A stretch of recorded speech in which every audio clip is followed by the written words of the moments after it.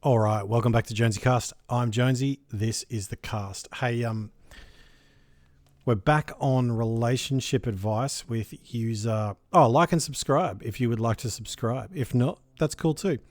We're back on relationship advice with user Forever Doomsday 19 minutes ago. Am I needy? For context, my boyfriend and I have been together for a year and we've broken up twice. All right, I'm not going to read the whole post. If you want to read it, please click the link in the description of this video. This is for user Forever Doomsday. Listen, I've read the post. It seems like in this relationship there's a patch of dirt, right, on the shiny painting that is your relationship. Now, you think that was your fault. You may be right, but I'm willing to bet that he's not completely blameless either. Now, you've said, fast forward to now, and it's been a couple of months. Aside from the battle between letting him treat me poorly because I deserve it, you don't deserve it. I mean, even if you do, he shouldn't do it, and here's why. In a relationship, you need to learn to forgive. Both people need to learn to forgive, right? And the problem that we have with forgiveness is that we also want justice. Forgiveness is not necessarily associated with justice. It's associated with mercy. So when someone wrongs you, you have two options: justice, mercy, right? And justice doesn't give a fuck about your feelings. Mercy really does. And so me and my girlfriend, we argue every now and then. Sometimes it's common, sometimes it's not, but we always forgive each other because we always have to. Because if we hold grudges, it only poisons both of us and the relationship, right? You can't hold grudges. You can't allow the sins of the past of someone to affect you now. And he can't allow that. Otherwise, he's letting past behavior affect him now. He needs to deal with that behavior. Either he breaks up with you because he was hurt, or he doesn't break up with you when he stays in the relationship, in which case he needs to forgive. He needs to forgive. You can't hold something against someone after they've said sorry and acknowledge that they messed up and then tried to make better decisions, right? I suppose you can, but it's a really shit thing to do because it's not going to lead anywhere happy. Now, you've down the bottom, you've said, I try bringing it up to him that I don't feel appreciated or even pretty to him, and he brushed it off by making jokes not even related to the subject, or simply answers with a basic response. For example, if I say, I feel like you don't care, he'll say, I do. If I say, I feel unappreciated, he says, I appreciate you. Okay, here's what's just happened there. You have told him something and he didn't address it. What he addressed was the word. What he didn't address was the feeling. Okay, so you've done the right thing in saying to him, I feel like you don't care. You did not say you don't care. You said, I feel like you don't care. And whether you know it or not, that's actually a very good communication tactic, because what it means is that you're communicating your feelings rather than accusing him of something, right?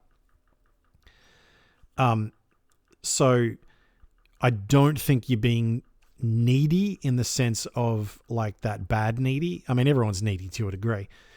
And then you've said, or am I just having standards? Yes, you just have standards. So in your position, here is what I would do. I would write down what you want in a relationship. Write down what you think the solution is to this problem. Like, what do you think the solution is to this problem? Is it that he forgives you? Is it that you say sorry again? Is it that you grovel on bended knee before him as a king that he is? Which he's fucking not. And so you make a decision about what you think you've done wrong, what you think you need to do to fix it, if anything else, because it looks to me, at least from this description, like you've done what you think you have to do, and he just needs to forgive you. And then you stand by that position that you've taken. You make a decision about what you've done wrong, you acknowledge that, and then you take a position on the solution. If he's not willing to agree on that solution and move forward, leaving the sins in the past, then this relationship will not work. Okay, now you've said you've been together for about a year and we've broken up twice. It was my fault and I truly broke his trust. Okay, there's a couple of things here. You've broken up twice. My question would be why?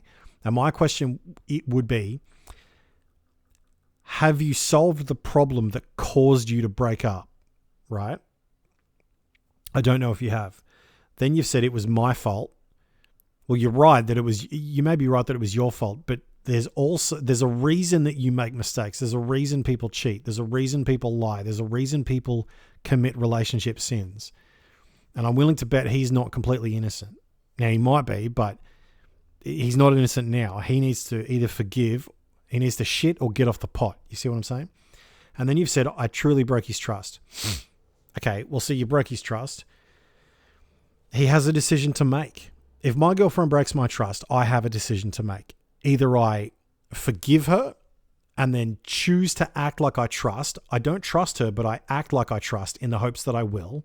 Trust is an interesting thing because you trust your father with things that you won't trust your mother with, and those things you won't trust your best friend with, and those things you won't trust your boss with, okay? We trust different people with different elements of our life and different secrets, different areas, finance, emotional stuff, etc.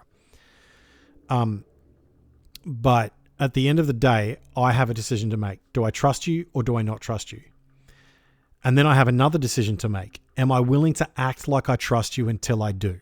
So the question he has to answer is he willing to act like he trusts you even though he doesn't just yet, so that hopefully he can get to a better place with you in which he does. If he's not willing to do that, the relationship's over, right? Listen, you found yourself in a shit position, but it doesn't mean you have to stay there, okay? You don't need to consistently pay the debt to him that you've already paid, right? I mean, if you fucked up and then you've said sorry and genuinely meant it, and then your behaviors indicate that you meant sorry, if he is unwilling to accept that, and if he is unwilling to act like he accepts that, and if he's unwilling to accept that you have changed, there's your answer. You know, you've got to move on, create a better woman in yourself, really work on yourself and become a woman that you respect when you look in the mirror. That when you look at that woman, you don't see the guilt of the past. You don't see the broken girl who made these mistakes, right? And look, if you move on to another guy, you have the option whether to tell him about this or not. But, I mean, if it doesn't matter, it doesn't matter. You know, you've only got to question whether or not this matters now. It clearly matters to him, but you need to decide whether or not his behavior is good enough for you, because you still have rights. You still deserve honest treatment. You still deserve... We give criminals better treatment than victims because criminals have civil rights, right? You have relationship rights and you should not deny them for yourself, right? I'm just some guy on the internet, but I hope this has really helped Forever Doomsday. I wish you the best and good luck.